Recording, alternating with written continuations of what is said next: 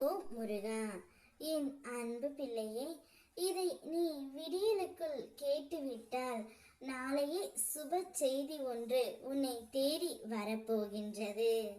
நான் உனக்கு கொடுத்த வாழ்க்கையை உனது மனதார வாழ்ந்தால் நிம்மதியும் இன்பமும் என்றும் உன்னை தொடரும். பிறருடன் ஒப்பிட்டு வாழ நினைத்தாய் என்றால் உன் மன நிம்மதி அகன்று போகும். என் அருளும் தூரம் சென்றுவிடும். யாரோ ஒருவர் போல ஆக வேண்டும் என்ற ஆசையை விட்டுவிட்டு உனக்கென நான் போட்ட பாதையில் தைரியமாக நடந்து செல். என் 12 கைகளாலும் நான் உன்னை காக்கின்றேன். இதுவரை உன் வாழ்க்கையில் வலி, துயரம், கண்ணீர் மட்டுமே பார்த்தாய். ஆனால் இனி வரும் நாட்கள் உனக்காக அற்புதங்களால் நிறைந்து இருக்கும்.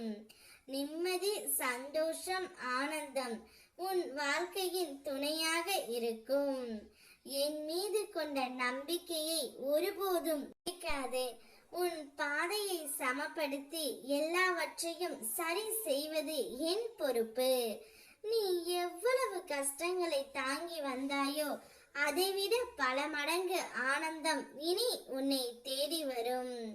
கடந்த இருள் சூழ்ந்த நாட்கள் ஒரு கனவு போல் மறைந்து உன் இதயம் மீண்டும் புதுப்படையும். உன் பாதையை நீயே வெளிச்சமாக்கு. மற்றவர்களின் துணை ஒரு நாள் குறைந்து போகலாம், ஆனால் உன் நம்பிக்கை குறையக்கூடாது பிள்ளையே. நீ முடியும் என்ற உன் எண்ணமே உன்னை வெற்றிக்கு கொண்டு செல்லும். உன் மனமும் உடலும் ஓய்வு பெற வேண்டும் என்பதற்காகத்தான் சில சம்பவங்களை உன் வாழ்க்கையில் நிகழ அனுமதித்தேன். நீ கவலைகளில் மூழ்கி நாள் முழுவதையும் செலவழித்து விட்டாய்.